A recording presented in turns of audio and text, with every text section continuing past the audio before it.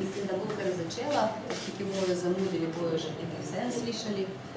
Torej, danes vas pozdravim, ime mi je Ina, sem predstavnica Slovensko-ukrajinskega kulturnega društva Ljubljana Kijev in mi že drugič delamo dogodke, konec maja, začetek junija, ki se imenuje Kulturni miks vošč. Tako jih je več dogodkov, to je pa danes prvič. In bomo danes, da ste najbolj prebrali oglas, pogovarjali o Ukrajini. Preteklo, sedaj, najbolj zgodovinsko, kulturno, pogledali bomo mojo Ukrajino, mojo resno Ukrajino.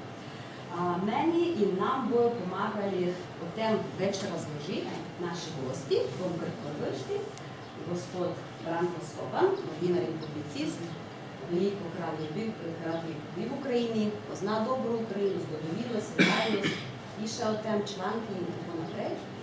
Naslednji gost je moj kolega po društvu, glava društva Ljubljana Kijev, Ukrajinec, ki je rojen v Bosni, ki živi že več kot 45 let v Sloveniji. Bomo vprašali njegovi vtisi, kako živijo Ukrajinci na Balkanu in tukaj v Sloveniji. Potem en ukrajinski fotograf in novinar, Jurija Tamanjuk. Jurija Tamanjuk, tako Ukrajinic iz Ukrajine, večkrat tudi prišel že v Slovenijo, tako bo nam povedal svoje vtise, mogoče kakšne primerjave od človek, ki veliko potuje po tistem koncu sveta in bo pač nekaj tudi povedal svoje vtise. In zaključuje naš, ne iz Ukrajine, ne glede na majico, gospod je zgodovinar, slovenski zgodovinar iz Univerze Maribor, gospod Aleš Maver, in nam bo nekako pomagal na začetku, tudi bo mogoče na začetku razložil neke podobnosti med Ukrajino, med Slovenijo, ker jaz recimo povem, da sem iz Ukrajine, mi rečejo, grem jutri ali tam, grem ta teden v Moskvo, kako lep je ruski jezik in tako naprej.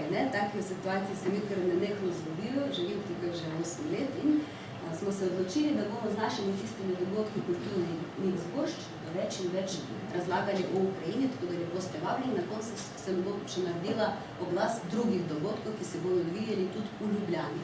Da ne bomo zgubljali časa, ker jaz veliko tam, bomo kar začeli lepo mislim, da kar po vrsti iz zgodovine. Tako da jaz bi vprašala gospoda Aleša Mavera, naj nam nakratko mogoče razloži neke podobnosti, ki jaz vidim časih, da zgodovinsko Ukrajina, ne glede na to, da geografsko ni tako daleč, je nekako mentalno je zelo daleč od Slovenije in zanimivo zakaj, Mogoče vi nam tako.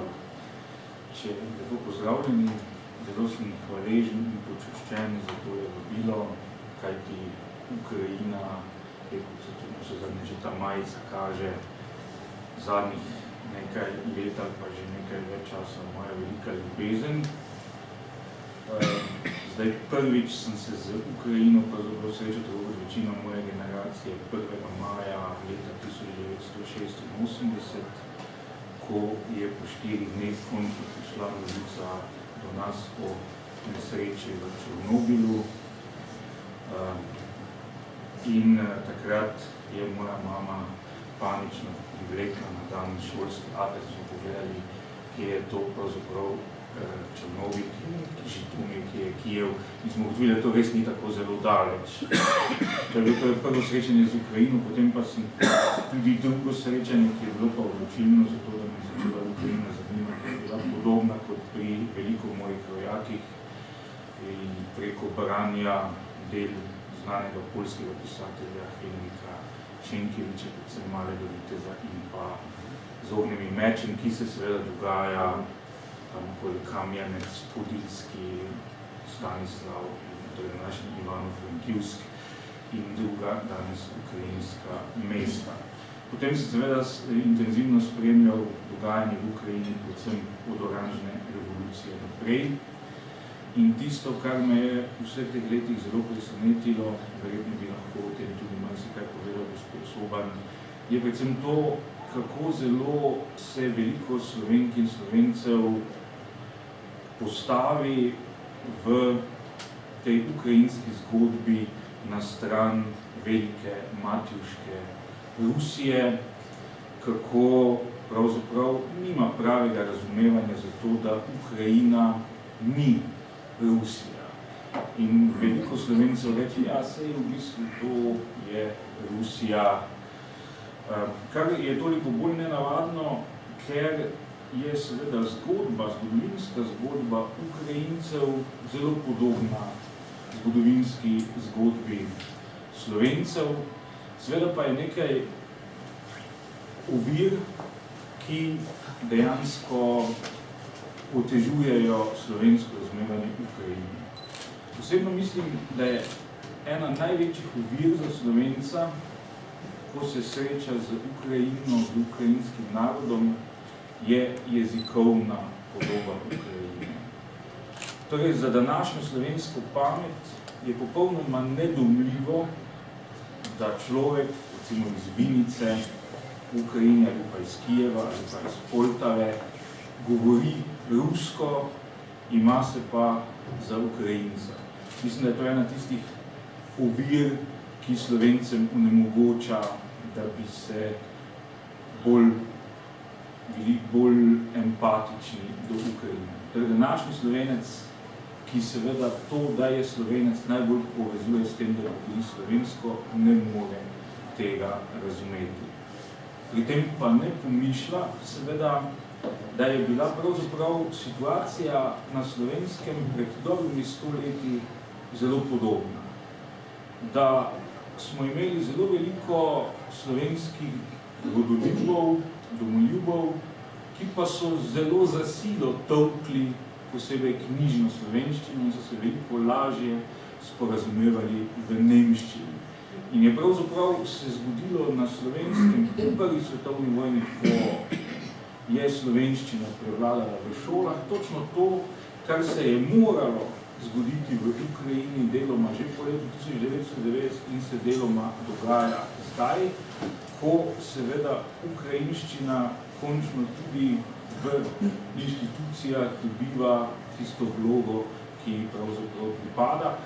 In seveda je nujno, da ima ta privilegirani položaj v Ukrajini in da ruščina ni drugi uradni jezik, kajti zgled iz Belorusije, sosedne Belorusije, kjer so to po samo 5 letih, ko je bila beloruščina edini uradni jezik izenačili leta 1995, je danes jezikovna situacija seveda v Belorusiji iz vidika beloruskega jezika katastrofalna in beloruski jezik, kljub temu, da je jezik 10 milijonov ljudi, so pravi 5-krat večji kot slovenski, je pravzaprav zelo ogrožen in je njegova prihodnost zelo črna.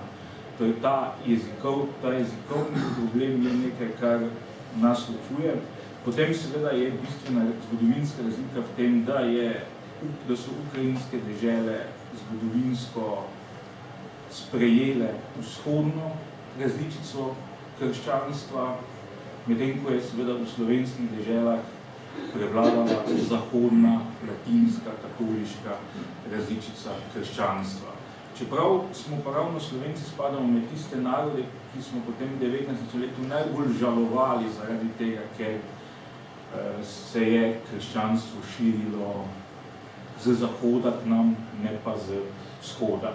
Čeprav je to tudi dvorezen meč, ker sicer je res, da so recimo v ukrajinskih deželah v bogoslužju na mesto latinščine uporabljali staro cerkveno slovanščino, ampak dejansko se je potem izkazalo, da je pa to ovira za razvoj nekega skupnega jezika, knjižnega jezika, ki bi temeljil na ljudskem jeziku. Ker je stara cerkvena slovanščina po eni strani je podobna živim slovanskim jezikom, ni pa toliko podobna, da bi ljudje to dejansko razumeli. In enak problem, kot so ga imeli Ukrajinci, so imeli seveda tudi Srbi, do Karadžiča. Če smem vas prekinuti na kratko, gospod Aleš, veste, kaj jaz imam recimo osebno pogovori pogosto z Slovenci, začnemo govoriti o tistem začetku zgodovine, recimo ta Kijevska Rus, ne Kijevska Rusija, ki sicer tukaj prevajena, mene se zdi napačno, boste mogoče razložili, kaj je razlika med Kijevska Rus in Rusija, ne? In to že od začetka tale, mogoče gre ta napačno mišljenje, ne, in nas spremljajo nekako skupno tisto skupni prostor, ne, in mogoče bi bolj poudarili tisti začetki, od česa se začela tale napačno videnje Ukrajincev kot enega člana skupnega prostora, kar je Rusija, recimo, ne, ker ta beseda Rusija nas nekako kao povezuje, ne, mogoče bi tisto Kijevsko Rusijo bi nekako, ne vem, če zanimala ta tematika ali ne, Kijevska Rusija in bi prišli počasno postopoma, že smo prišli do crkve, do krstitve Kijeva 10. stoletja, ne, torej smo stoletje kasneje po Sloveniji, torej to nas nekako precej zbližuje, da nismo recimo kot Lituanci tam 15. stoletja bili krščeni, krščanstvo je tako čašlo. Mogoče tisto so se točili bi, da sta tematika Kijevske Rusije, ne? Ja, se pravi, to, če pogledamo samo zgodovinsko zavest, je gotovo ena bistvena razlika, ki se vidi, ne, recimo to, kar jaz kot slovenski zgodovinar v Ukrajini takoj opazim, recimo vsako ukrajinsko mesto ima spomenik Mihajla Hruševskega na pomembnem mestu. Torej, res je, da je Hruševski bil nekaj časa tudi predsednik ukrajinske države po prvi svetovni vojni, ampak recimo noben slovenski zgodovinar ne doseže te časti, da bi imel tako velik spomenik v slovenskih mestih. Je nekaj zgodovinarjev, ki so bolj znani, kot je recimo Anton Tomaž Linkar, ampak on je znan seveda kot dramatik in je veliko bolj znana njegova Županova Mitska, kot pa njegovi zgodovinski spisi. Tako da tu je jaz vidim eno bistveno razliko, seveda Ukrajinci se vsaj v tem vidnem smislu seveda so skozi stoletja lahko nekako se navezovali na neko imenitno preteklost, tega seveda v slovenskem primeru ni, te alpsko-slovanske kneževine so zelo hitro pravzaprav utonile v pozabo. Vedno v senci teh držav, med katerimi smo bili razdeljeni. Mogoče zaradi tega nas tudi ne spremljajo kot del nečesa vedno, ali Poljske, ali Rusije, ali tako naprej. No, to pa je tudi po drugi strani naša skupna poteza, ne tako kot so Slovenci ujeti pravzaprav med tri večje skupnosti, se pravi med Germane, med Romane in med Mađare. Tako so seveda Ukrajinci pač ujeti med Rusijo na eni strani in Poljsko na drugi strani. Zanimivo je recimo to, da pravzaprav do 20. stoletja je bil ključni konflikt, pravzaprav ta ukrajinsko-poljski, ne, šele recimo v drugi polovici 19. stoletja, pa v 20. stoletju je res počel v sprejetje ta rusko-ukrajinski konflikt in tudi seveda imajo Ukrajinci veliko smolo, ker Ukrajinci so seveda primerjavi Slovenci velik narod, ampak v primerjavi sosedi Rusi so pa še vedno v njihovi srednosti. In seveda mislim, da ni to problem, da Slovenci bi recimo imeli Kijevsko Rusijo za predhodnico Rusije, ker večina Slovencev v Kijevski Rusiji itak zelo malo ve ali pa nič. Ampak vi mislite o prevodu? Zdaj prevod. Mogoče potem bomo tudi predali tak vidik bolj sedaj gospodu Sobalu, ko vi razložite vašo mnenje o tistem prevodu, če je to prav. No, zdaj, meni je seveda všeč in se tudi zavzemam za to, da bi prevzeli prevod, kot ga zdaj uporabljajo sodobna nemška in angliška literatura, se pravi, da ohranijo to obliko imena te državne tvorbe kot Kijevska Rus. Vendar priznavam pa, da je to iz razlogov slovenskega oblikoslovja zelo nerodno. Zato recimo nekateri mlajši zgodovinarji pač si poskušajo pomagati z nekimi zasilnimi rešitvami kot stara Rusija, da nekako tako razmejijo sodobno Rusijo in pa to srednjeveško državno tvorbo. Je pa pač problem, seveda, da se je tudi na slovenskem zelo uveljavila ta imperialna ideologija, ki naj bi jo sicer ravno ukrajinski cerkveni dostojanstveniki prinesli, vse tako to razlaga Timothy Snyder, v Moskvo, potem ko se je velik del Ukrajine po letu 1667 priključil moskovski veliki kneževini oziroma carstvu. Torej to, da je dejansko bila Kijevska Rusija prednica velike Rusije, od katere ste se pa pozneje odcepili Mala Rusija in pa Bela Rusija. To še neraziskano. Hočem vprašati gospoda Sivana, kaj pa on o tem misli? Ne, se pravim, to se pač pri nas... Kakšen pogled, da tudi v sedajno zdaj, ker je zdaj ravno prav se vrnil iz Kijeva. Mi sicer bi radi rekli Kijev, pravilno se reče, ampak bomo nadaljevali še v slovenskih tradicij, potem kasneje pa bomo videli. Ja, jaz sem bil v Kijevu pred 2 tednoma, moram reči, da po 6 letih, 6 let nisem bil v Ukrajini, ki jo sicer kot novinar spremljam že skoraj 25 let, kot dopisnik iz Moskve, sem zelo pogosto potoval v Ukrajino, prepotoval sem tako rekoč vso Ukrajino, od vzhoda do zahoda, bil na Krimu, tudi nazadnje sem bil na Krimu 2 leti pred okupacijo. Krim je, kot se zdaj vidi, izjemno strateško pomemben in izjemno lep. Zame je Krim eden najlepših delov Evrope, zaradi narave, zaradi zgodovine, kar tudi sicer velja za Ukrajino. Ukrajina je v bistvu ima izjemno burno zgodovino, kot smo že slišali. Ogromno je tukaj razhajanj, krvavo zgodovino. Ukrajina v bistvu je ena, če pogledamo vso njeno zgodovino, je v bistvu ena nesrečna država, nenehno razdeljena med različne gospodarje, nenehno v vojnah. In zdaj, ko je leta 1991 postala neodvisna, samostojna, povedati je treba, da je takrat ob razpadu Sovjetske zveze je bil praktično v vseh nekdanjih sovjetskih republikah izveden referendum. In takrat se je za neodvisnost Ukrajine v vsej državi izreklo več kot 90%. Na Krimu, seveda to sem hotel dodati, tudi na Krimu.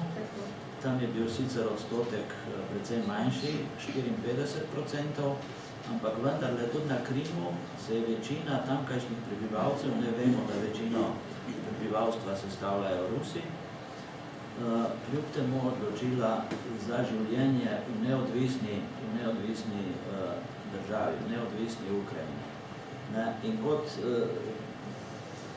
recimo neodvisna Ukrajina je zelo kratek čas delovala takoj po prvi svetovni vojni, ampak so jo v hipu spet razkosali in zdaj je ta država po 25 letih neodvisnosti v bistvu že 4 leta spet okupirana in žrtev agresije velike sosede, ki seveda, o tem smo tudi že govorili, ne prizna obstoja ukrajinskega naroda. To Putin, predsednik Putin, nenehno ponavlja že pred napadom na Ukrajino in to ponavlja tudi danes.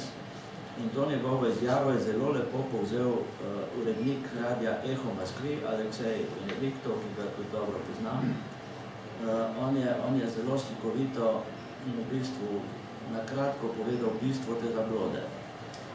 Pravi, Putin živi v nekih fantazijah in govori, da na vsem območju nekdanje Sovjetske zveze živi samo en narod. To ni res.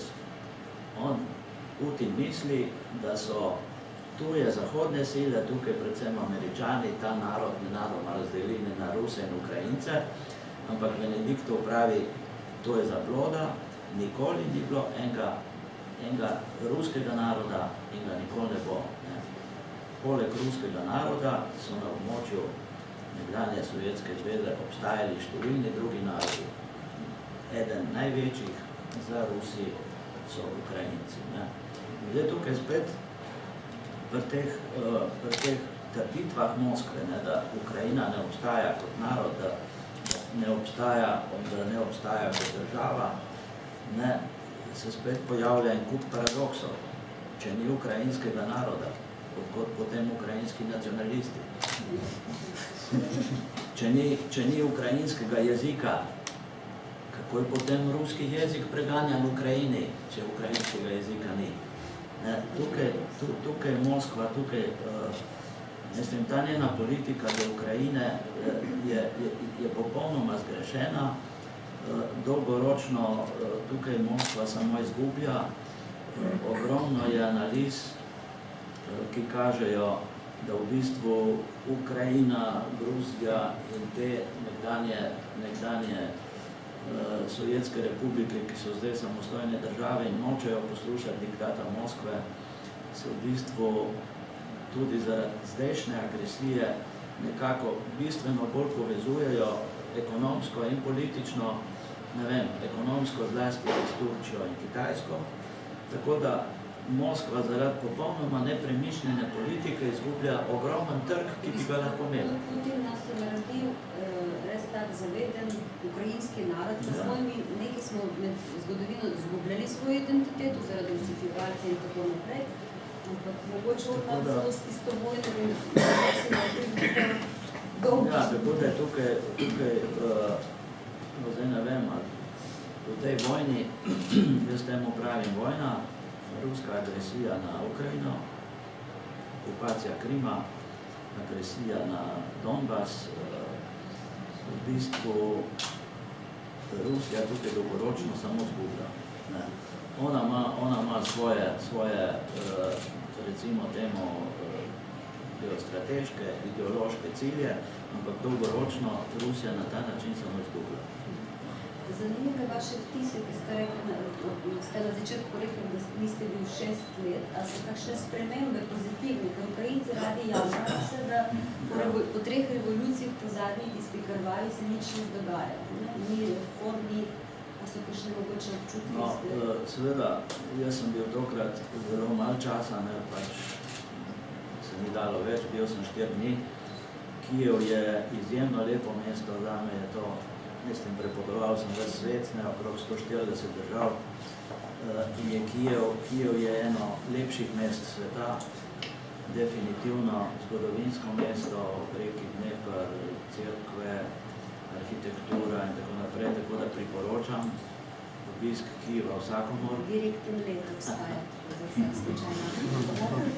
Seveda, jaz sem bil nazadnje v Kijevu in v Ukrajini, pač, ker imam tudi druge poti, ne. Seveda razlika se čuti, v zraku je, seveda, povedati je treba, ko prideš na letališče, se pogovarjaš, se pelješ v mesto, seveda ljudje so kritični, logično, ne. So problemi, ne. Na tragedija Ukrajine je spet v tem, da je v bistvu ostala sama. Ne, spet je ostala sama v tej krizi. Z ene strani jo pritiska Rusija, ne, Evropa veliko obljublja, ne naredi nič, ne, edina stvar, ki jo je Evropska unija naredila, je ukinitev vizumov, ne, kar je seveda velik plus.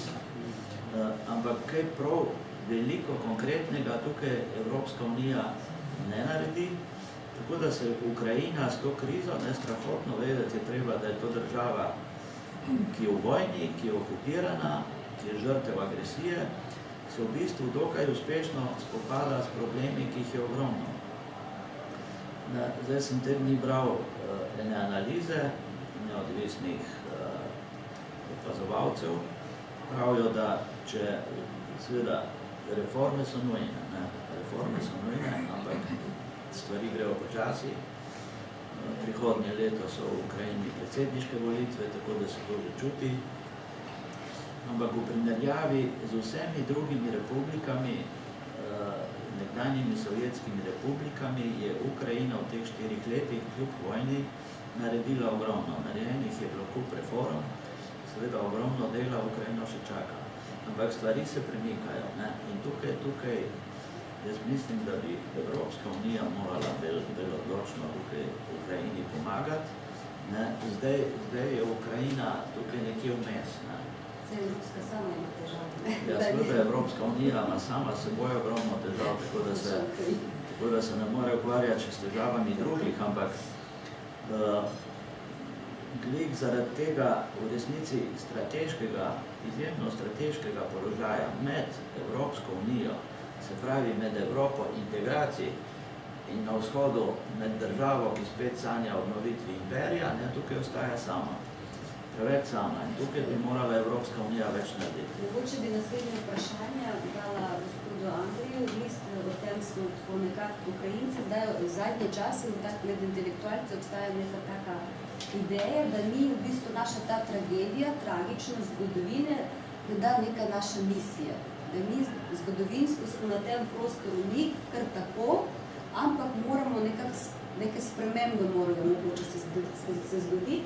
Gre sicer bolj za Rusijo, tisto totalitarnost, ki vedno prihaja na vzhodu, ne, in ta totalitarnost, in menda Ukrajina s svojimi demokratičnimi spremembami in kot zgodovinska v bistvu baza te ruske tudi države Rusije, bi mogoče to je naša misija. To zadnje čase neka taka, mislim, da se obstaja med intelektualci. Ne vem, kaj vi o tem mislite, če mi imamo res Ukrajinci neko posebno misijo v tem delu sveta. Torej, pozdrav vsem skupaj, zelo se počaščen, da taki imenitni gospodi prišli, Aleš in gospod Branko. Torej, jaz sem pa, kakor se je rekel kolegica, predsednik društva Ljubljana Kijev, sicer sem rojen v Bosni kot, bi rekel, potomec Ukrajincev, ki so se preselili za časa Avstro-Ogrske.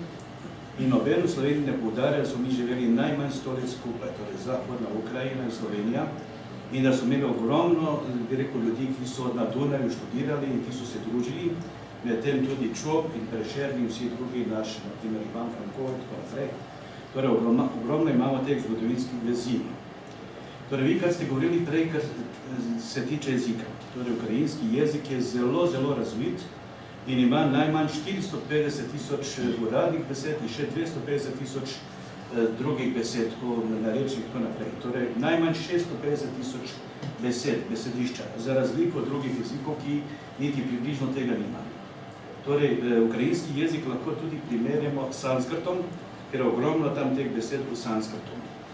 Torej, na Ukrajino je treba gledati kot eno ogromno celoto, ki je obstajala tudi pred letom 1000.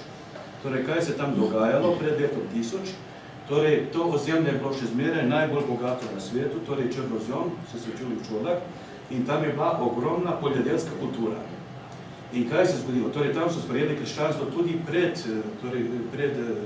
tem Vladimirjem Velikim in kneginjo Olgo. To smo govorili v 10. stoletju, ampak tam so že prej imeli, ker legenda pravi, da je sveti Andrej odnesel križ v Kijev in da je tam zabol in da je nastalo mesto Kijev. Recimo, tako da je to med Gruzici in Ukrajinci so prvi sprejeli krščanstvo. Menda tudi dežela Amazon. Da, torej za razliko od Rusije, ki je sprejela krščanstvo najmanj 500 let za nami. Torej, ona se ima za starejšega brata, nas torej ne da kritiziram, ne govora, ampak 500 let kasneje. In pri njih je beseda kristjanin zelo, bi rekel, grda beseda, se pravi kmet in ne vem kaj. Torej, oni so to samo tako vzeli in zdaj so oni pokar glavni na tem področju. Torej, jaz, ko sem se rekel, sem rojen v nekdanji Jugoslaviji. In jaz sem Rusijo imel zelo rad, učil sem se ruščino v šoli. In sem mislil, da tam vse najboljše, da tam med in mleko, da so to res pošteni, v redu ljudje in tako naprej. Ampak potem sem zvedel, se pravi, veliko teh stvari, ki niso logične. Torej, komu sploh pripada ta beseda Rus? Torej, beseda Rus pripada izključno Ukrajincem. Torej, vi dobro veste, kdaj je Rusija nastala. Torej, kdaj so se oni sploh začeli imenovati Rusi. Torej, vi kot zgodovinar to zelo dobro veste, tudi gospod Branko Soban. Torej, odkrijem, v 18. stoletju so Rosijani postali Rusi. Torej, do takrat so bili Moskoviti.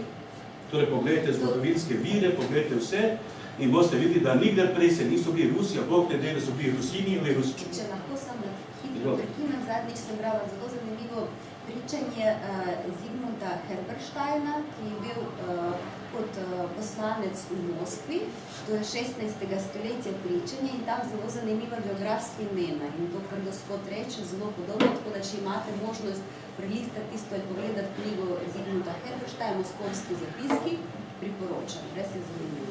Potem smo govorili o besedi Kijevska Rus. Torej, vi si zamislite en teritorij. Teritorij A, teritorij B. Se pravi, tukaj je Kijevska Rus, ki nekako spostavlja teritorijem zdajšnje Ukrajine do Novgoroda. Ostalo pa je Moskovija na drugi strani. Se pravi, ti so živela slovanska plemena, tu so živeli Parmeri, Vesi, Čudi, Bog si vedi kaj. Kdo je vse živel tam na tej strani, ne? Torej na teritoriji B, torej teritorij B je Kijevska Rus. Torej, Rusija za nas je najbolj žaljivo, če mi kdo reče Kijevska Rusija. Ker Moskovska Rusija ni nikdar obstajala in nikdar ni bila. Torej, to je zelo žaljiv izraz za mene in to se bom boril na vse kriplje, da se to zbriše iz slovenskih učbenikov. Ker Črnogorci in Hrvati so to zbrisali in pišejo Rus, Kijevska Rus. Potem druga primerjava, torej mesto Kijev, ko je imel zlate kupole, cerkve Svete Sofije, Svetega Andreja, Kijevo-Pečerska lavra, torej 10. stoletje. Kaj mislite, kaj je bilo takrat v Moskvi? Torej, Moskva kot mesto. Kaj mislite? Torej, tam je bilo močvirje in so živeli divji, tako rekoč, tako divji ljudje in plemeni. In od kje oni postanejo potem naši, je rekel, starejši brati. Oprostite, jaz sem malo tako čustveno, tako da moram se malo govoriti. Od kje on mora biti potem brat naš in večji brat in večji Rus od mene. Recimo, jaz sem Rus in isto, kako bi se vi Slovenci počutili, če bi rekli vam, da ste vi živeli v Beogradski Sloveniji. To bi bilo za vas zelo žaljivo, tako kot za mene osebno žaljiva beseda Kijevska Rusija. In to bo naša naloga, torej naslednja leta, da mi to popravimo. To je vaša osebna misija. Moja osebna in jaz sem govorila o splošni. mislim tudi, bi rekel, kar se tiče pravice in pravičnosti in res take, bi rekel, da zmaga enkrat pravica. In da se enkrat reče Bogu, Bog, to si ti, to sem jaz. In tako naprej. In odkje si ti moj starejši brat, odkje sem jaz mlajši brat. In odkje tebi pravica, da vzameš moje ozemlje, da prevzameš mojo zgodovino, da prevzameš vse moje, kar sem jaz prej imel. In zdaj je to tvoja kneginja Olga, zdaj je tvoja Jaroslav Mudri, zdaj je tvoja, tam, kaj je že ona kraljica, Ana Jaroslavna, se pravi, vse je to Putin gre. Tja je preče, ja, naša Rusinja, Ana Jaroslavna vam rodila tam kralje nekaj Franci. Se pravi, Ana Jaroslavna se rodila v Kijevu in Kijev je ukrajinski in Kijev je naš. In tako moramo, mi se na vse kriplje bomo morali, da mi to dokažemo in da dokažemo, da je beseda Rus absolutno povezana z nami, z Ukrajinci. A tam pogledajte druge narode, tam jih okrog 150 narodov, narodnosti in pogledajte tam Dagestani, Tatarstani, Bog si vedi, kaj je tam te Rusi in tako naprej. Torej, 80% živi tam v evropskem delu, 20% pa tam na velikih širnih daljavah, tam v Sibiriji, ne vem kje. Da bi bil zanimiv podatek, da v Avstro-Ogrski Ukrajinci se imenovali Rusini, Ruteni. In ta ime Ruteni je bil kar do 19. stoletja. In potem zaradi tega cela zmeda. Kdo so Rusi, kdo so Ruteni, kdo so Ukrajinci. Ker Rusi nikdar ne bojo rekli, da so oni Rusini, Rusiči, ne vem kam. To vse pripada nam, tako kot ta grb in tako naprej. In kot Jaroslav Modri in kneginja Olga in knez Vladimir, vse to je vse naše. Zdaj ti gradiš svojo zgodovino, se pravi, mi naredimo 3 nastropja, ti pa greš tam naprej. In tako moja glavna misel je, da torej Rusije ne bi bilo nikdar brez Ukrajine in Rusije ne bo naprej brez Ukrajine. Ker ona nas drži tako v enem smrtonosnem objemu. Torej Rusija se oklepa nas tako, da nikakor ne more ona brez nas, brez Ukrajine in se na vse kriplje želi spet to pokoriti in vzeti pod svojo, bi rekel, okrilje, tako da bi naprej negovali svoje korenine. Jer oni korenine, recimo tako, da bi v Beogradu imeli korenine v Ljubljani. Gospod Aleša, vi mislite, da bojo pustili nam samostojno obstajati? Mogoče malo tale razložiti, zakaj Ruteni, Rusi in potem obstajala beseda Ukrajinci. Potem v 19. stoletju ukrajinski intelektualci, da ne nasprotujejo tisti besedi Rusi, Ruteni, začeli samo imenovati Ukrajinci.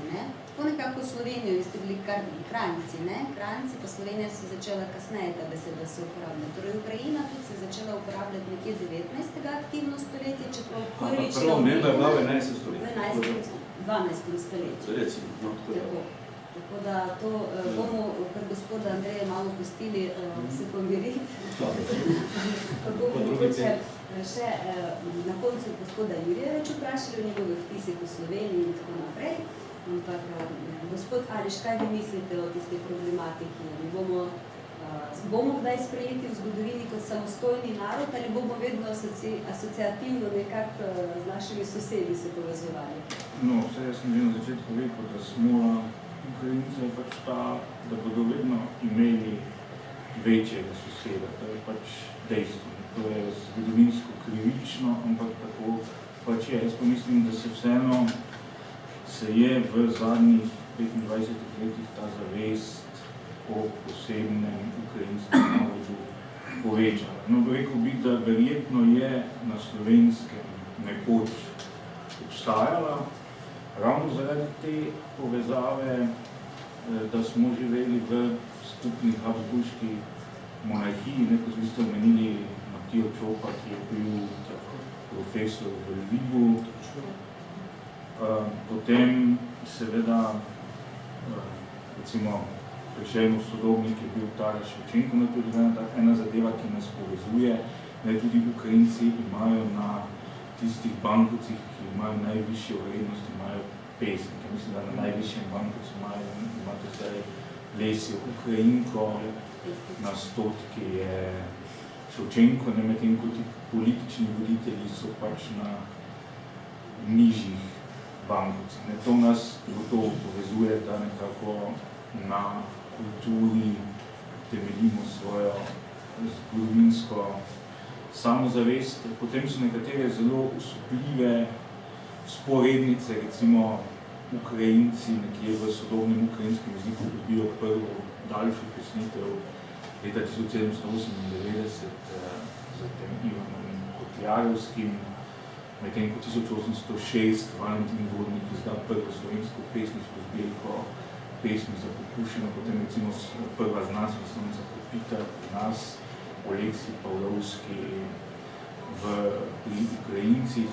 To so nekatere stvari, ki nas povezujejo. Obojni smo nekako veljali tudi v habsburški monarhiji za zelo zveste cesarju in monarhiji. Se je pa tudi z obojimi potem enako ravnalo, ko je izbruhnila prva svetovna vojna. In to je mogoče potem vplivalo na to, da smo se nekako v odnosu do monarhije obojni ohladili. Torej, Ukrajince je zlasti armada avstrijska imela za peto kolono ruskega carstva, kar seveda absolutno Galicijci niso bili. Enako pa je tudi Slovence, zlasti na Štajerskem in Koroškem, dožila, da so v bistvu, da se njihovo srce bije za Srbijo. In takrat je prihajalo tudi do preganjanja, ki nas je pozval. Potem pa omenimo še to, da je seveda na podobo Ukrajine tik pred drugo svetovno vojno zelo vplivala knjižica Ukrajina joka, avtorja Oleksija Pelipenka, ki govori o obdobju Holodomora. In takrat se mi zdi, da je bila simpatija do Ukrajincev na Slovenskem največja. Seveda tudi o Holodomoru se je že v začetku 30 let v slovenskih medijih poročalo. Žal pa torej danes je dejansko položaj tak, da večina Slovencev te empatije do Ukrajincev verjetno nima. Recimo se mi zdi tudi, da je velika razlika, ko gledajo Slovenci na Katalonce, da imamo tudi, da se Slovenci glavno identificirajo s Katalonci, medtem ko je ukrajinska zgodba zelo podobna, pa te simpatije ni. Jaz bi rekel, da je tu zelo pomemben faktor, še en to, da smo Slovenci nekje od konca 19. stoletja vedno sanjali o tem, da obstaja nekje tam daleč na vzhodu velika slovanska država, ki bo potencialno naša rešiteljica, to je bila seveda Rusija. Čeprav se je malo Slovencev zavedalo ravno tega, kar je gospod Branko omenil, da to dejansko seveda ni bila nacionalna država ruskega naroda, ampak je bila to država, v kateri je živelo 150 narodov in narodnosti. In tudi tega se seveda niso na Slovenskem vsi zavedali, da je ta carska država izrazito kruto postopala ne samo v odnosu do Ukrajincev, s tem, da je prepovedovala ukrajinski jezik, ne, zlasti z odlokoma iz 1863 in 1976. 150 krat prepovedali. Celo.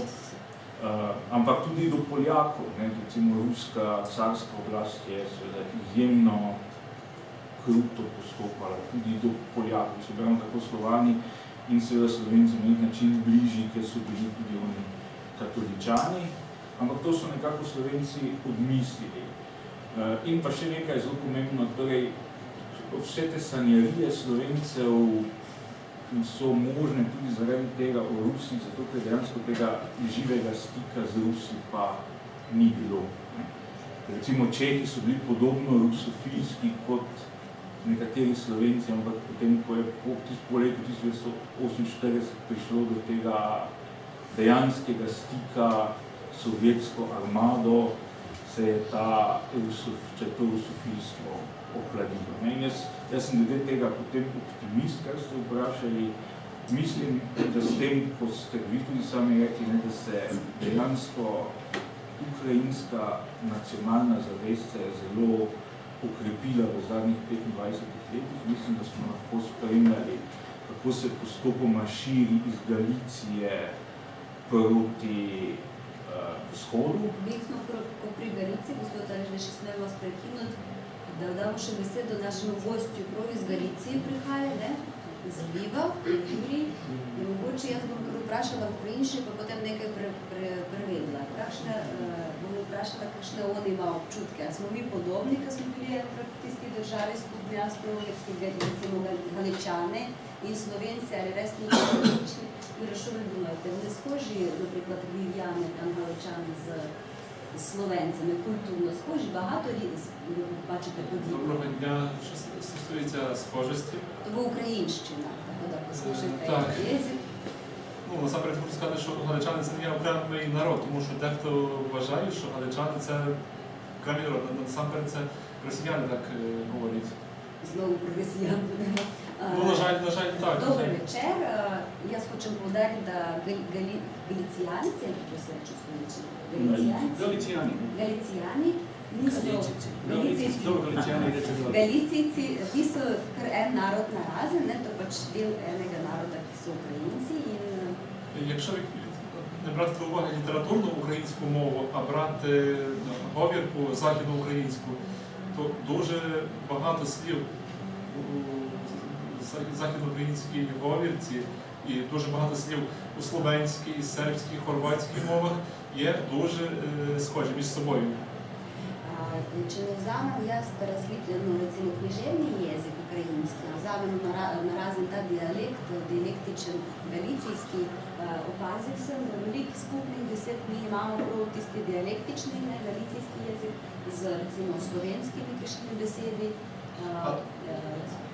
Але навіть якщо брати до уваги літературну українську мову і її схожість з іншими слов'янськими мовами, то українська мова має більше схожість, тому що я займаюся вивченням слов'янських мов, і мов південних слов'ян, західних слов'ян, східних слов'ян, то все ж таки є велика різниця між українською мовою і російською, дуже велика різниця, і менша різниця між українською мовою і мовами південних слов'ян. Се ukvarjamo v bistvu s slovanstvom na nek način, raziskujemo jeziki in tako naprej. Sem opazila, da če vzamemo ukrajinski knjižni jezik, je več skupnega celo recimo z južnoslovanskimi narodi kot recimo s ruščino. Meni se zdi, da če bomo tako nadaljevali, bomo nek kompleks manj vrednosti dobili tukaj, ker nekaj skozi povezujemo se z Rusijo in tako naprej. Tako da to sorry, така моя ремарка. Кажу, ми так багато говоримо вже про Росію, що зараз у нас почнеться якийсь комплекс меншовартості. На жаль, так сталося, що останніх майже 5 років ми говоримо про Росію. Раніше ми говорили менше про Росію, але так сталося, тому що ми зараз переживаємо дуже тяжкий час. ми маємо гібридну війну на сході України. Žal se je tako zgodilo, reče Jurij, nadaljuje mojo misel, da se zadnjih 5 let nekako pogovarjamo vedno o Rusiji, ne? Ker pač imamo vojno tam na shodu in ta tematika je vedno prisotna. Ne? In pač več in več tega, pač o tem se nenehno pogovarja. Я дуже добре пам'ятаю той час, коли у 90-х роках, на початку 90-х років розпадалася Єгославія. Дуже тяжко вона розпадалася. Пам'ятаю ті всі війни, яка була війна в Хорватії, в Боснії, Герцеговині, в Словенії, до речі, теж в Словенії найбільше почастило, тому що в Словенії була війна тільки 10 днів і постраждала Словенія найменше. І навіть тоді, я ще був тоді шкільного віку, школярем, але я тоді тяжко переживав, бо я знав ту ситуацію, оскільки я з дитячих років займався, цікавився слов'янським народом, і я тяжко переживав ті всі війни, які були на теренах колишньої Югославії. Юрій рече, da je kot otrok, je bil še v šolskih letih, kadar se je razpadala Jugoslavija, in zaradi tega, da se zanimal za to tematiko, zelo težko preživljal tale razlom in tole dogajanje vojno, ne, kot otrok. Ne. Torej njemu bila ta vojna nekako šokantno, ne, dogajanje. І тому я думаю, що Словенія, словенці зрозуміють нас, тому які пережили так само такі тяжкі часи, зрозуміють Україну, яка зараз переживає тяжкі часи. Ja, zaradi tega reče, pričakujem in mislim, da bi Slovenci mogoče lahko bi nas razumeli, kaj se z nami zdaj dogaja, če smo v vojnem območju. Радянський Союз розпався у 1991 році, і українці казали, що українцям, говорили, що нам найбільше пощастило, тому що Радянський Союз розпався без крові, без війни. Але, на жаль, так не сталося. Тоді спокійно розпався Радянський Союз, але все ж таки зараз ми ту незалежність, ту незалежну державу все ж таки здобуваємо кров'ю. Torej, leta 1991 se je Sovjetska zveza, kot vi veste, razpadla brez konfliktov nekih na našem recimo območju in takoj smo rekli, kako smo srečni, kako smo imeli srečo, ampak zdaj se nekako ta neodvisnost, ki je bila formalna, se dejansko odvija in pač ni to brezkrovno, ne? Tako da boste razumeli, kaj se pri nas zdaj dogaja. Mogoče bi še kaj v vrstici se dodali do te skupne besede, pa potem mogoče mi dali kar besedo v vprašanje. Ja, če smem par stvari. Je seveda.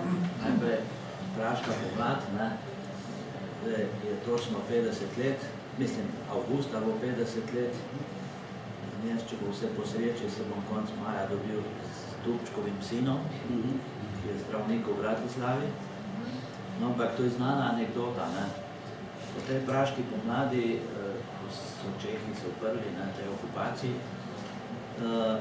so Čeha vprašali, ja, kaj ste zdaj vi z Rusiji? A ste bratje ali prijatelji?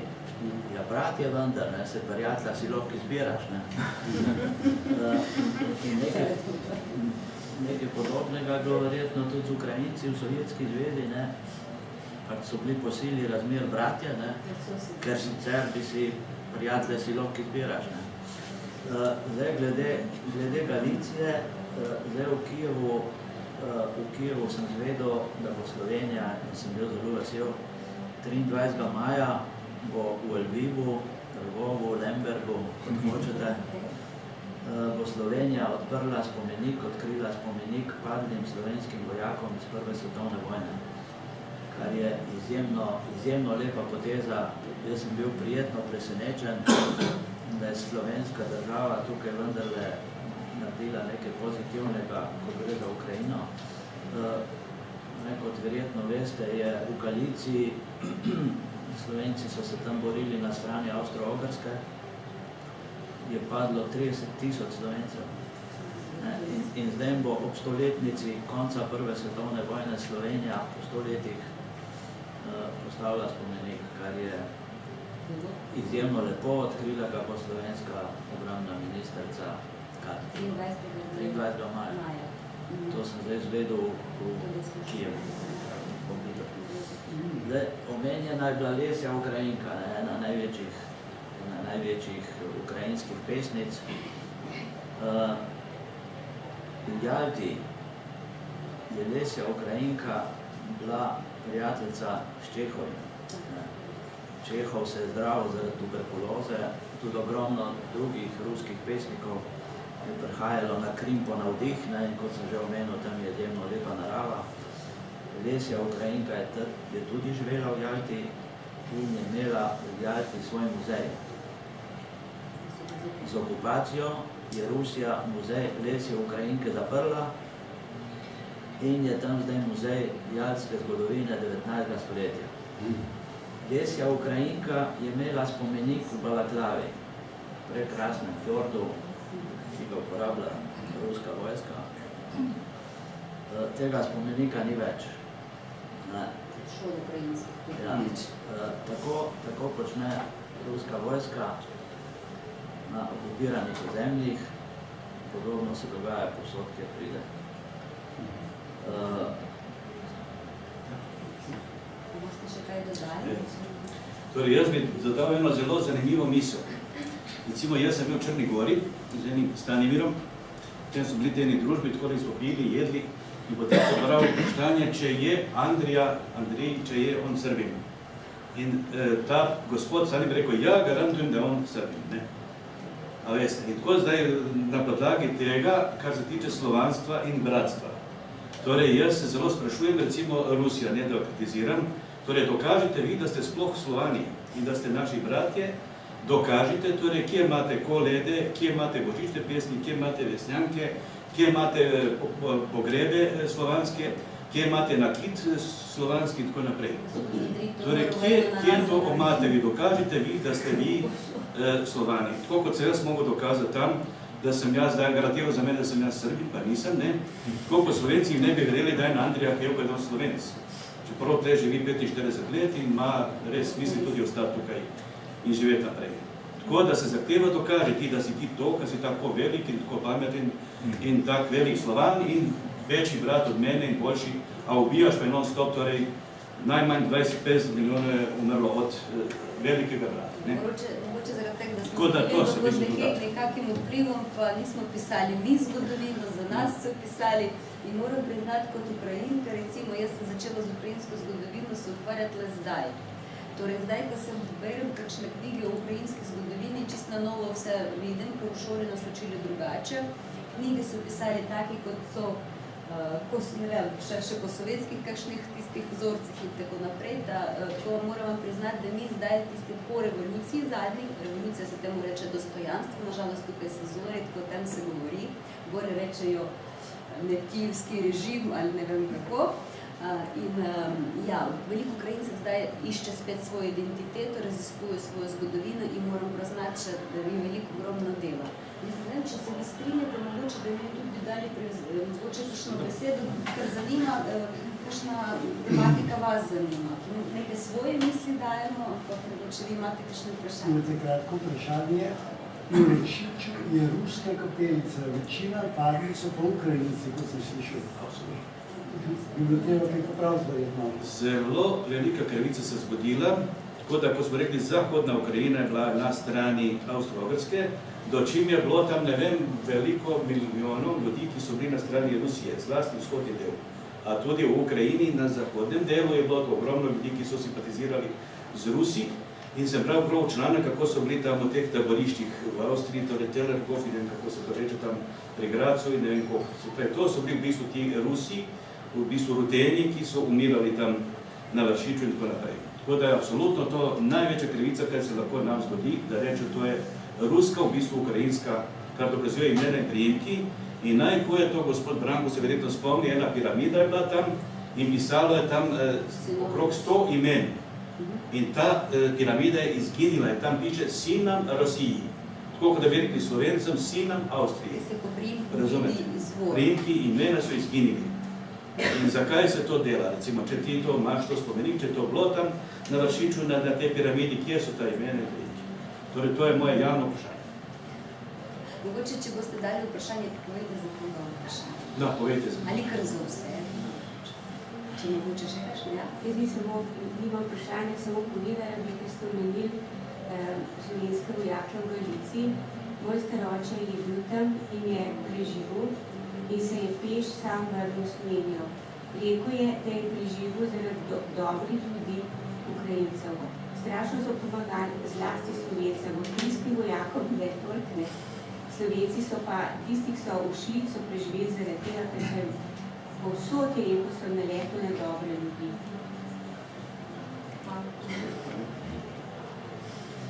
Če mogoče, kaj pogumno. Vse so veliko peleli, gospod Branko so bom prišel iz Primorske, gospod Ališ iz Maribora, in boste vi pustili brez vprašanja. Hvala, z Ukrajine. Lahko bi Izvedela, tak? če lahko mi posebno da je 20% samo šoltenca ostalo, da se tako Darja, lahko mačka bolj na glas? bom nisem posebno menila tega, da je samo 20% Ukrajincev ostalo, da tega, da se komunisti z zgodovinski večino takrat si tako doma. Holodomor in tako naprej. Tega pa še kako so tiste ljudi zbrali, da so bili pesniki, ki so ljudska večina zbrali s tega konca, da so kulturni in vse kdo proti Ja, težka holodomor, bi kdo kaj povedal. To je najbolj. Jura mogoče ni. Holodomor, holodomor je, da se zadešamo neki bitke na ukrajinski історії, Я вам скажу, що власне теперішня війна, яка в Україні, це є так само наслідком того Голодомору, тому що Голодомор не був у Західній Україні, в тому краї, де я народився. Хочу вам povedati, da se mi zdi, da tale vojna, ki zdaj pri nas se dogaja, mogoče je tudi posledica holodomora. Recimo pri meni, v moji rojstni deželi, tam v Gorici, ni bilo holodomora, ker je bila to del druge države, ne Sovjetske zveze. Так, Голодомор був в центральній і східній Україні. Torej, holodomor je bil v centralni in vzhodni Ukrajini. Зараз війна відбувається в Донецькій і Луганській області. І саме в цих областях найбільше загинуло людей під час Голодомору. Prav tam se v Donetski regiji, v tisti vzhodni regiji se dogaja pač tale vojne območja in je tam je bilo največ žrtev. І після того, коли там загинуло мільйони людей у цьому краї, туди, в ті ж області, завезли велику кількість росіян, але не просто росіян, не еліту російську, але завезли російських злочинців, які сиділи в тюрмах. Тобто там найгірший прошарок населення російського. Torej, potem, ko so tiste hiše spraznili, ne vem, če to vi veste, so bili prazne hiše v vaseh, ne, cele vasi so bili prazne in so nas zaseljevali večinoma Rusija, Belorusija, ljudje, ne, niso to pač bili navadni neki ljudje, včasih tudi nekaj imeli ozadje, tako bi se kriminalno, recimo tale industrijske cone in tako naprej, velike mesta, ne, tako da tam je v bistvu to potem mogoče postalo zelo mešano, mislim, etnično postalo drugačno, ne. І там здає мамо дали конфлікт. І для того, щоб підтвердити те, що я кажу, щоб не думали, що я просто нападаю на Росію, маю претензії до Росії, що я критикую. Просто така статистика. Донецька область. Кількість, якщо брати по кількості в'язниць. В Донецькій області 35 в'язниць. В Київській області 10 в'язниць. Тобто це свідчить про те, що... Jaz nočem napadati Rusije, ne vem, nekaj težiti v Rusiji. Hočem samo povedati recimo statistiko za zapore. Recimo vzamemo zapore. V Donetski regiji je bilo 35 zaporov, v Kijevski recimo regiji samo 10. Ne? Torej, to, ja, jaz hočem samo dodati do Jurija, da pri nas je bilo taka znana stereotipna, da na Donbasu je bilo veliko takih, to je bilo kriminalni regiji, ne? Znani kriminalni, ne vem, mogoče kdo iz Donbasa se opravičujem, ampak to je tak stereotip je bil, ne? Je bilo nevarno območje, mogoče nekaj dodati. Jaz bi tukaj, to je ena izjemno tragična zgodba, ne se piše veliko, še danes se ne ve točno, koliko je žrtev Holodomora, ne govori se od 3 do 8 milijonov, prava številka bo verjetno nekje vmes, ker v bistvu ni dokumentov, ne? Ni v arhivih, ni dokumentov o ljudeh, ki so pomrli, ne? To so ljudje ležali po ulicah. Ne? Vsi vejo, kaj je holodomor, ne? To je bila umetna lakota. Umetno povzročena lakota, ki ta zgodba se je dogajala sredi 30 let. Takrat je bil proces kolektivizacije, pobirali so žito, živino po vaseh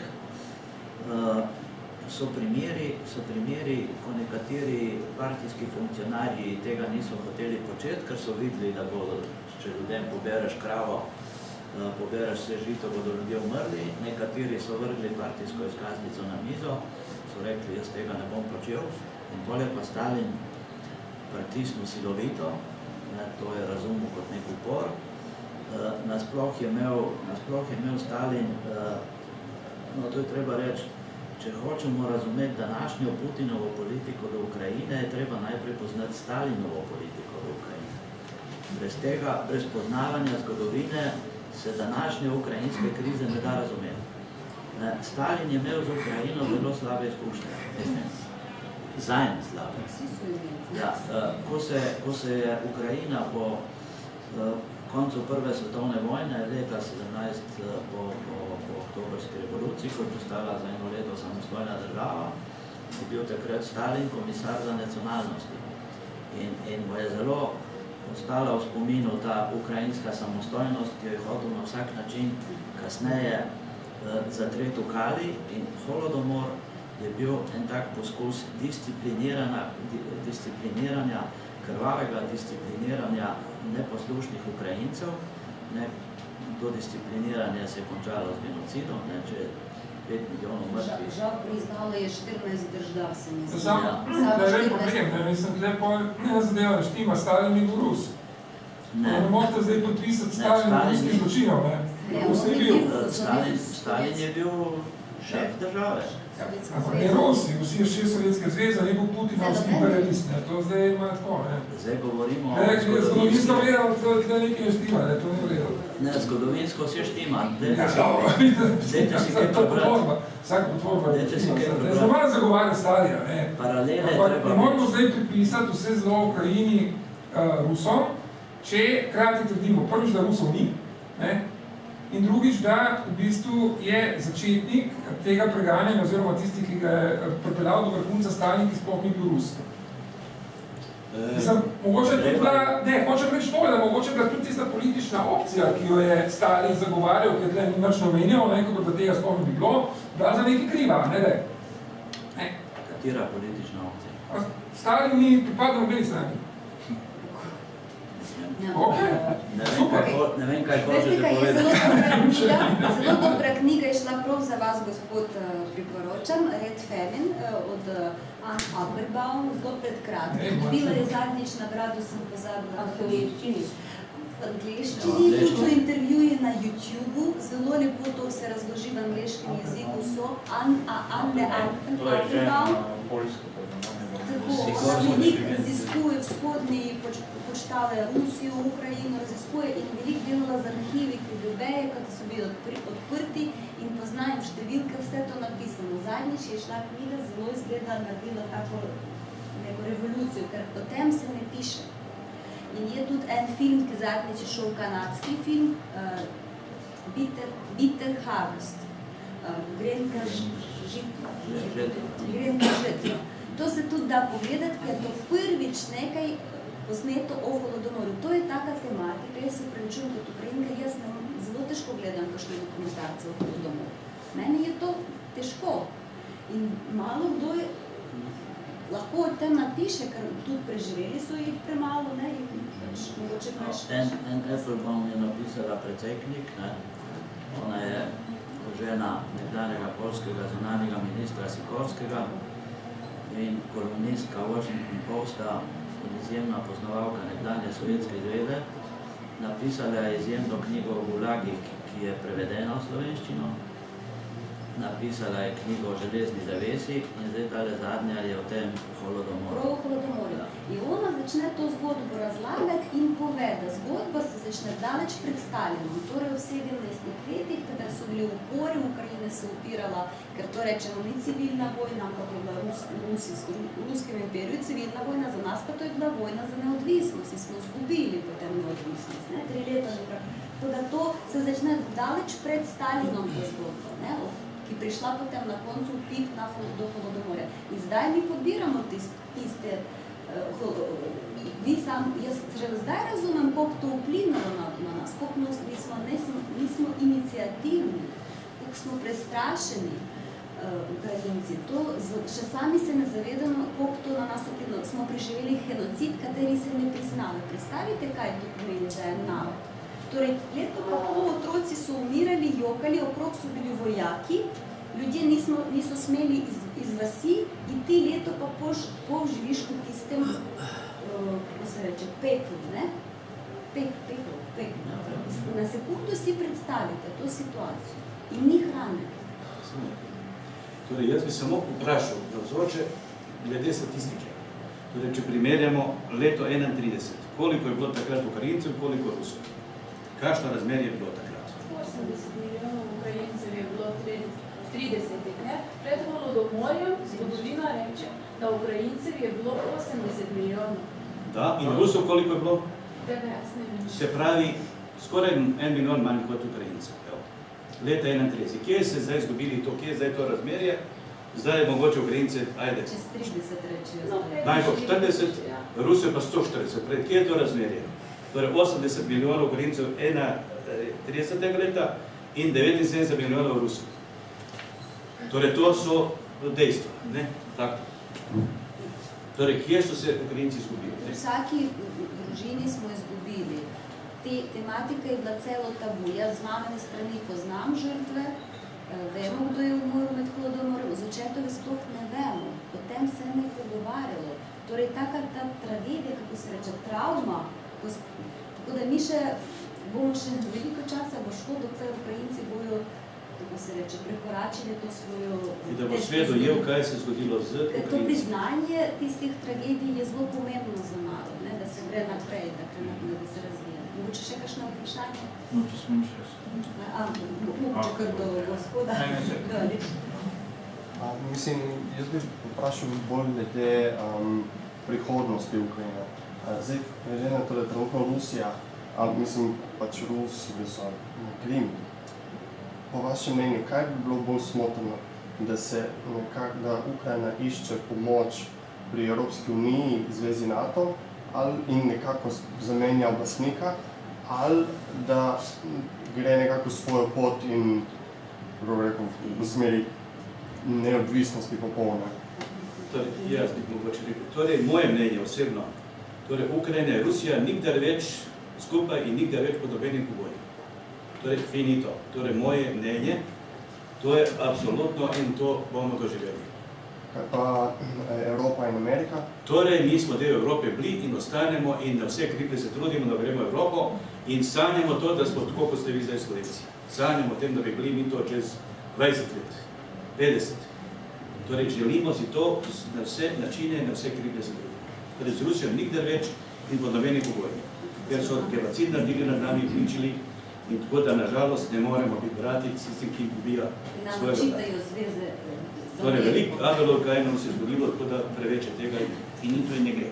Čeprav ne gre kar daleč, moram priti. In kdorkoli je bil z Rusijo, ni mu se lepo godilo. Niti Češki, niti Poljski, niti Litvi, noben. Torej, nažalost, sami ste videli in tudi Slovenija ogromno se zgodila zaradi Rusov in Srbov in tako da, dobro, veste to.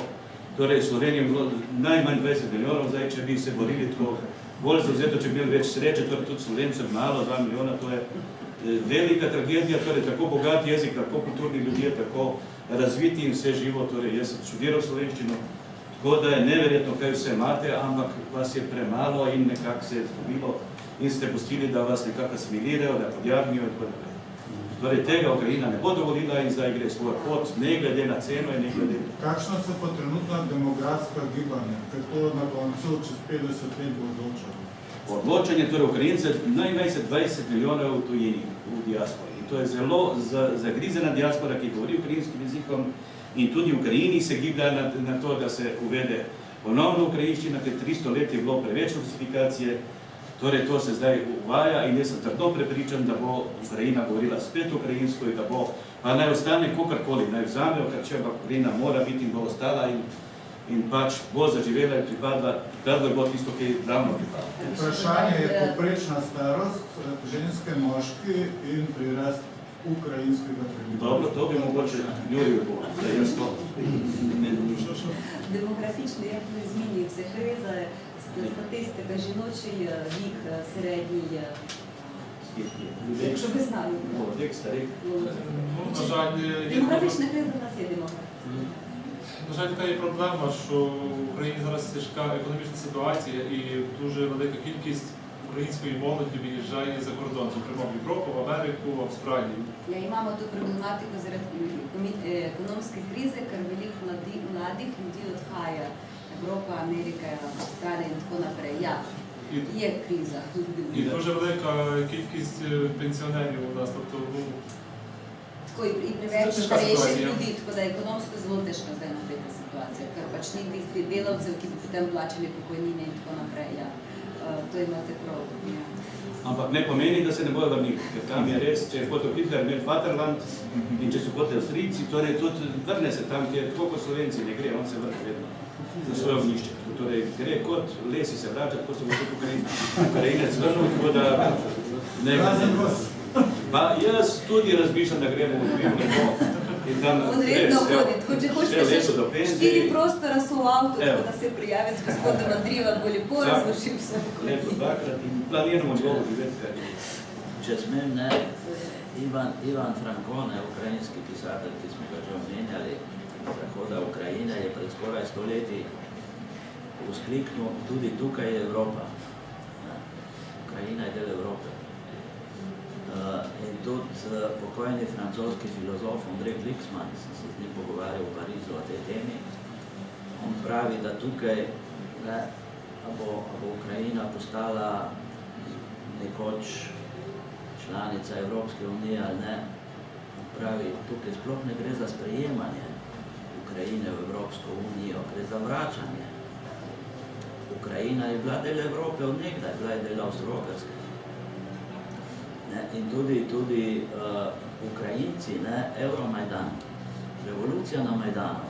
To je bila revolucija zato, ker je predsednik Janukovič v bistvu ni hotel podpisati s pomočjo Putinjevega prigovarjanja in obljub o 15 milijardah dolarjev, se je premislil in ni hotel v Vilnusu podpisati pridružitvenega sporazuma k Evropski uniji. Zato je izbruhnil Majdan. In posledica Majdana, Rusija se je zavedala čez noč, da izgublja Ukrajino, zato okupacija Krima in vojne na vzhodu države. V bistvu je bila napoved vojne v Ukrajini, se je zgodila z vojno v Gruziji. Ruska vojna proti Gruziji je bila prva vojna proti širitvi NATO, vojna proti Ukrajini, prva vojna proti širitvi Evropske unije. Evropska unija je za Rusijo zlo. Zakaj? Zato, ker Evropska unija pomeni demokracijo, pomeni transparentnost, pomeni poštene volitve, česar v Moskvi Putin nikoli ne bo dovolil. A še kakšne vprašanja? Kaj po Putinu? Po Putinu pa demokracija. Ampak to bo še daleč. Zdaj, ko so akciji tam, on ni naš car, mladi se malo in malo več grejo ven na ulico, tako da, sam mi veliko ne pričakujemo vseeno tega Ukrajinci, mi moramo sposobni tako.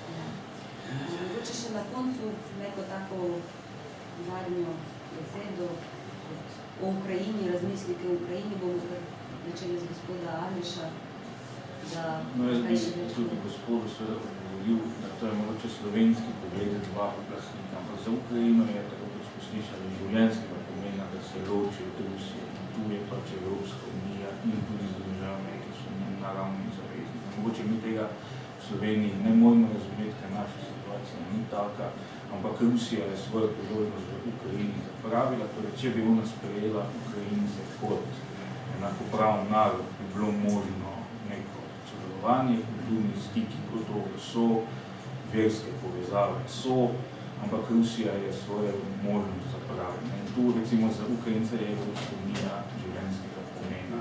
In zelo žalostno je recimo, da pa v Evropi, sploh v zahodni Evropi, je razumevanje za Ukrajino nula. Recimo spomnimo se nizozemskega referenduma leta 2016, se mi zdi, ko so Nizozemci zavrnili pridružitveni sporazum z Ukrajino in so potem morali izrecno ta sporazum spremeniti tako, da to ne pomeni, da se bo Ukrajina pridružila Evropski uniji. To je v bistvu ta zahodnoevropski, kako bi rekli, nerazumevanje vzhodne Evrope, ki se vidi na vsakem koraku. Ne. Dejansko Ukrajince pač obravnavajo, da bomo anonimično kot žaljivka, ampak tako pač je, kot neke cigane z vzhoda, ki bodo preplavili zahod. To, recimo, tudi v Sloveniji je žal ta stereotip močan. In to se je pokazalo že po oranžni revoluciji, negativno lahko se je zelo dati oranžni šal okoli vratu, težko pa kaj konkretnega narediti. In žal se mi zdi, da je bilo tu zdaj vseeno malo več prizadevanj. Recimo tudi Nemčija je tudi igrala zelo pozitivno vlogo, ker v času oranžne revolucije je bil kancler Gerhard Schröder, ki danes seveda sedi v nadzornem svetu Severnega toka, ne, in je tudi v času in gruzijske vojne in ukrajinske revolucije odigral zelo negativno vlogo s svojimi tako imenovanimi razlagami, kaj se dogaja. To je to nerazumevanje je seveda problem in če to bi dodal, seveda mislim, da je tudi pravno en slovenski komentator zapisal spozor prve smrtne žrtve za evropsko idejo so padle na Majdanu. Mislim, da je to res. Tako da Evropska unija je za Ukrajino nujna, bolj kot recimo za Slovenijo. Pa še to bi mogoče rekel, da me žalosti tudi to potvarjanje zgodovine, ki si ga celo papež privoščil, ko se je srečal z moskovskim patriarhom v Havani, ko so govorili, da je to srečanje, na katerega je svet čakal 1000 let, ni mogel na nič čakati, zato ker moskovskega patriarhata pred 1000 leti še nikjer ni bilo.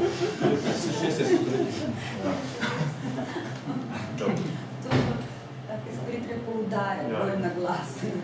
A ja, to pa še mogoče to res, da Stalin ni bil Rus, ampak Sovjetska zveza oziroma da vse je res partijska elita, ne se je po tej prvi fazi po revoluciji, ko je bila njena strategija ravno, da v bistvu ta ruski carizem nekako postavi v drugi plan in zato spodbujala razvoj posameznih narodov, med nekem trenutku, da bilo priznani 192 narodnih skupnosti, se je pa potem v 30 letih ravno pod Stalinom, ne glede na to, da je bil Gruzijec, se pa je naslonila ravno na ta ruski imperializem in se je začela s politiko rusifikacije, ki je tudi uničila dejansko ukrajinsko kulturno elito v vzhodni Ukrajini. Tako da to je res, da v bistvu je današnja vojna je posledica holodomora in pa tega uničenja elite.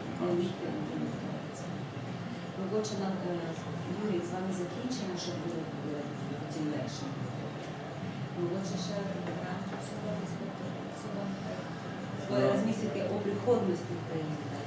Ukrajina je od 91. leta neodvisna samostojna država, ki taka ima sama pravico odločati o svoji usodi. Ne pa Moskva. To je temelj. Ukrajina bo sama odločila o svoji poti. Ukrajinci so se v bistvu plebiscitarno odločili za evropsko prihodnost in tukaj treba Ukrajini pomagati. Samo tega si želimo, pravičnosti, pravice, miru in da nas razumejo in da vidijo resnično zgodovino. Nič drugega. Samo da se reče Bog in bomo zelo srečni ljudje. Torej, sami si bomo pomagali, ni treba, nikdar ne boste videli Ukrajinca, da nekje prosi na ulici ali karkoli. Torej, prosimo samo za razumevanje in za, recimo, dosledno spoštovanje zgodovine, ki se res zgodila. Torej, ne živeti v neki usporedni realnosti in govoriti nekaj, kar ni bilo in kar se ni zgodilo. In ne graditi hišo na temeljih drugih narodov in novosti. To je moje mnenje. Останні слово, якісь, може, думки про майбутнє або взагалі якісь ваші? Я хочу ще зазначити, що Росія воює не тільки зброєю, Росія воює ще і за допомогою пропаганди. І це є дуже велика зброя, можливо, більше як танки. Хочем додати, da v bistvu tudi težava je to, da Rusija ne vojuje samo s tanki, ampak tudi s propagando. Hočem sam dodati do besed gospoda Jurija, da prav zaradi tega mi naredimo te dogodke. Ne? Začeli smo te dogodke kulturni miks Boršč in se imenovali to tako Boršč, da nam odvzamejo, to rečejo tem ruska juha. In zaradi tega smo dali to ime tako, da se vidi. Tako da to namen naših dogodkov. Hvala Bogu so se nam odzvali, res zelo se zahvaljujem, da ste nam se odzvali na to. Tako da zdaj bojo še, potem na koncu bom povedala, ne id, potem še nekaj nas čakajo hrana ukrajinska, tako da ne id, zdaj povedam, čakajte še malo. Так, Юрій, ви ще І власне хочу ще продовжити це. І ця пропаганда насамперед йде за допомогою засобів масової інформації і за допомогою церкви, як не дивно. А в Україні є присутній московський патріархат. І ця пропаганда настільки є сильна, що навіть велика кількість українців вірять у цю пропаганду. Пропаганда є тако мощна і йде через, recimo, skozi мас-медіа, і туди ціло через церкви, recimo, в Україні ми маємо два патріархати, київський і московський патріархат, коли там люди uporabljajo церкви за спорочила, з тих пропагандистичне порочила, і ціло в Україні люди, які там маємо війну, це туди під впливом те пропаганди люди, не? Так що вони Ну, і на сам кінець я хочу подякувати Словенії, словенському народові за те, що підтримує Україну в цей тяжкий час на рівні Європейського Союзу, на рівні ООН, що ми відчуваємо ту підтримку і дуже вдячні Словенії. Чим се захвалять за підпору словенському народу, словенському тут політичному верху і на європейському політичному верху, туди United Nations. Організація Дружніх Народів. Держава се включила. То підпора за нас є зело помітно і ми її ручно чутимо. І також хочу подякувати українській діаспорі у Словенії, яка так само живе в достатку, живе добре, але все ж таки вони пам'ятають українці, звідки вони прийшли, що це їхня земля і допомагають, як можуть, дуже багато допомагають фінансово, морально. Ми це відчуваємо так само і дуже вдячний за Це захвалює на сплошно українській діаспорі, тут по себе в Словенії, на сплошно українцям, які живуть тут, які допомагають українцям в Україні, і фінансово, і морально, створюють з проблематикою, які не позабують, куди прийшли. Так от, то. З моєї сторони тут се захвалюjem вам, da ste prišli, da vas je zanimala ta tematika, upam, da ste nekaj novega boste odnesli. Zdaj hočem sam povedati na kratko, da odveli smo Boršč, torej je več dogodkov in v petek bo naslednji naš dogodek, to povezavi s pisanicami, pirhi, bo predstavitev, torej predavanje in tudi delavnica izdelovanja pirhov. Tukaj je v občinstvu gospa, ki bo predavala, je prišla tudi iz Ukrajine in bo tudi gospa predstavnica slovenskih pirhov iz Belokrajine. Tako da bo neka taka povezava kulturna tistih pirhov, od Slovanska knjižnica od 5 do 8 ure, torej predavanje in risanje mogoče kakšne otročke, so zelo zanimive, to se zgleda, tako da res povabimo še na ta dogodek. In 5.6., torej 5. julija, v Kožu, knjižnica Otona Župančiča, bo dogodek. Z gospodom Andrijem lani so šli Slovenci iz Štanjele, so šli v Galicijo, v Transkarpatijo in bojo povedali o svojih dogodivščinah v Ukrajini, kaj so oni občutili, kaj so videli. Mora biti kar zanimivo, tako da ste lepo tudi vabljeni, bo tudi oglas na spletu knjižnice.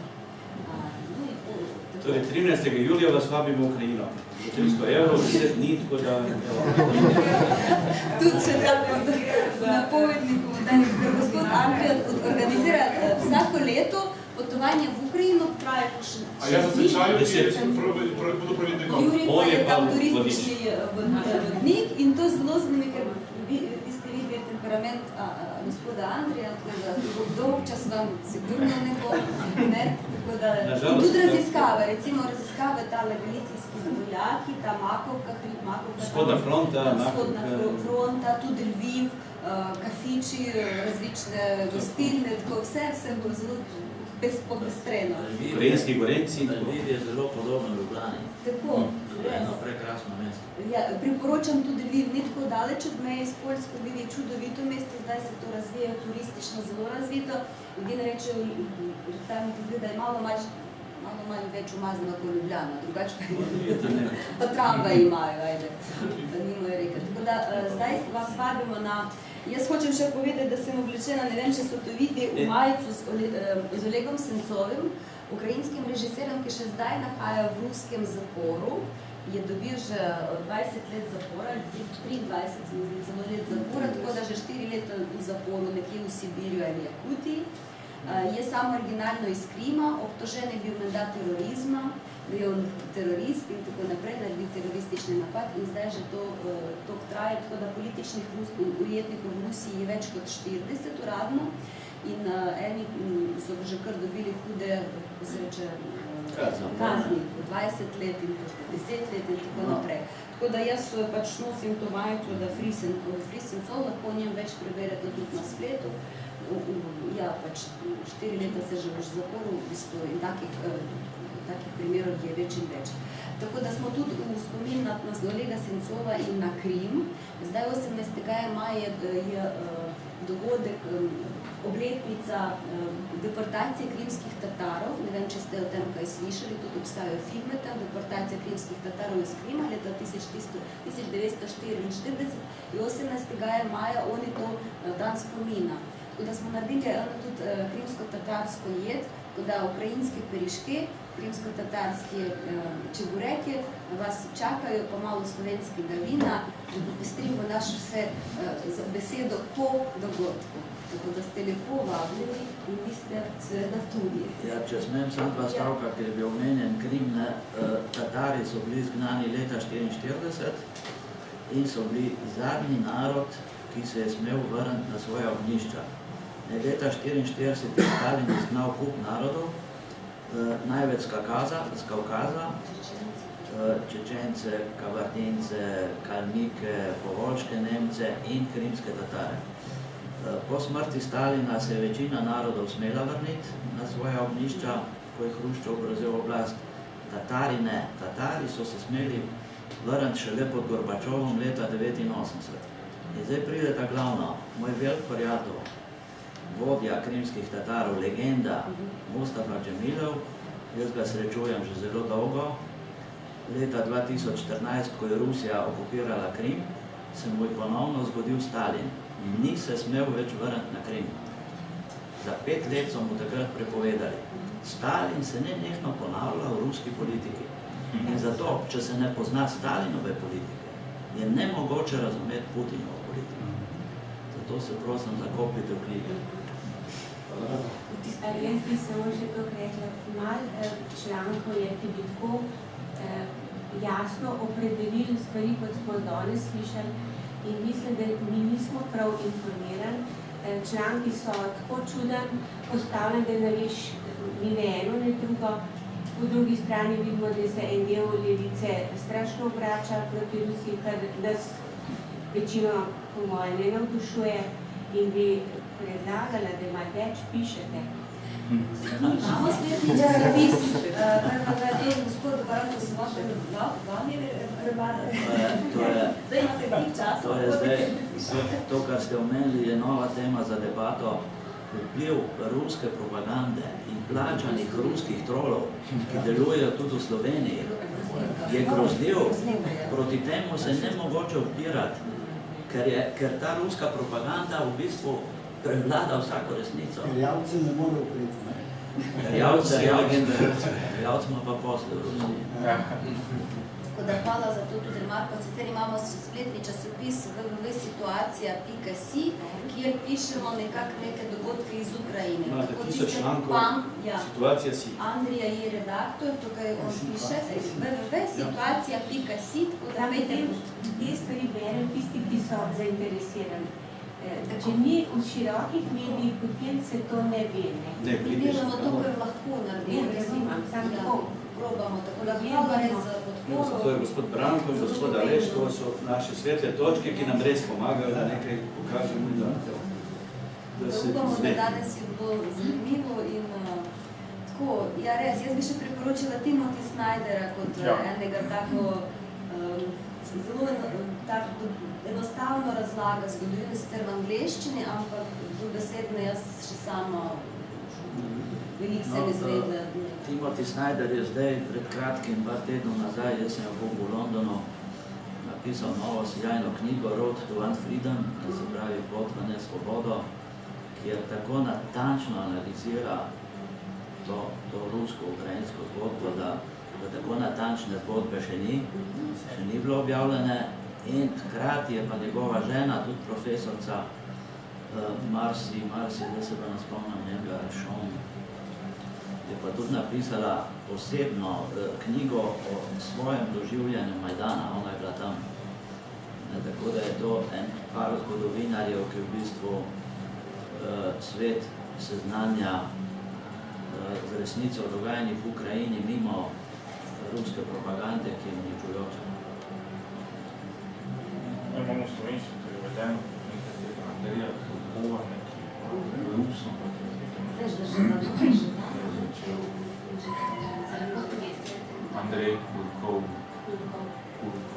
Andrukovič, da je dobil nagrado Vilinico, Andrukovič in Ljubka, dva Ukrajinca sta dobila letos nagrade, tako smo zelo veseli, da bo tudi prišel, Andrukovič bo spet prišel v okviru Vilinice naslednjič. Danes so bile neke prireditve z Ukrajinci, neke slikari, v Švicariji je bilo prireditev z nekimi Ukrajinci, tako da malo po malo, tako da upamo več, več bomo dobivali nagrade, pa bomo več prihajali. Tako da hvala, da ste prišli in lepo ste povabljeni na kakšno besedo, pa na kakšen dirižok, čevapčič, če bo rekel.